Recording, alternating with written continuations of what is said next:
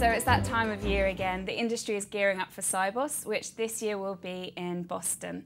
Ahead of the event, I'm now joined by Dominic Broom. He's the Head of Treasury Services, EMEA, for BNY Mellon. Welcome. Hi, Dominic. Hi. So this year at Sibos, is it going to be more of the same? I think to a degree, yes, but to another degree, no. We're going to be in a different location this year, back in Boston after an absence of, I think it's about 7 years. And inevitably, there will be a greater attendance from North American and American-based institutions who will put their own stamp and mark on the event. But the underlying themes, Jane, I think will be very much the same. So what are they going to be then? What themes do you think they'll be talking about this year? Well, you know, if regulation, technology and market competition are not necessarily perhaps all of them in the top three, amongst the top three, I would be very surprised. I understand you've been working on a payments report, so what are the key findings? Indeed, we've been looking forward to the world of payments in 2020 and what is going to be driving change in the industry between now and then, and what the shape of the marketplace possibly might look like 8 to 10 years from now. I think the key driving factors in the industry right now are one of market change, technology change, regulatory change, and then what I would call market participants or infrastructure.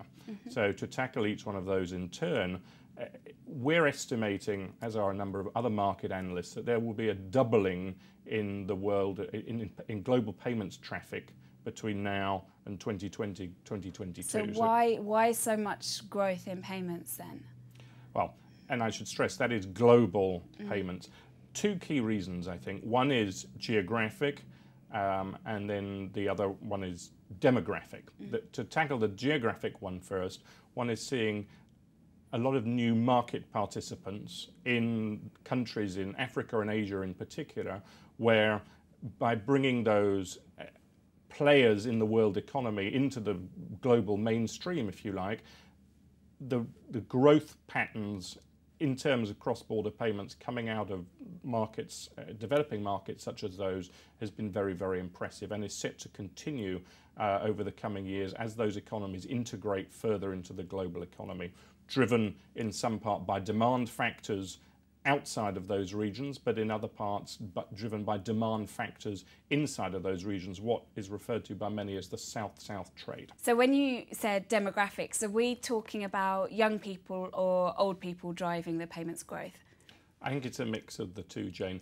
It's both a growing world population, inevitably, you know, that's younger individuals, but also a rapidly developing and growing global middle class, wealth owners who are looking to mobilize that wealth both from a spending but also from an investment point of view on a much more cross-regional, indeed global basis than ever before. Looking at the aspiring young entering the marketplace, again, I think their demands, and this is where technology links in, on the world of payments is going to be very different from previous generations.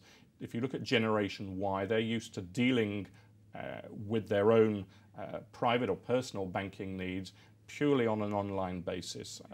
I'd suggest that hardly anyone under the age of 30 today in 2014 has ever visited a bank other than to open their accounts or to initiate some sort of account opening process.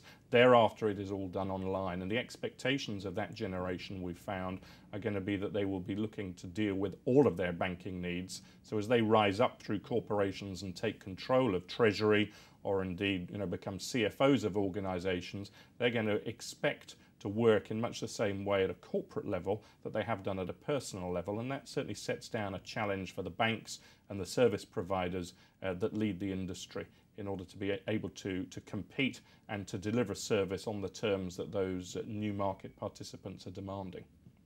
Okay, great. Thanks, Dominic.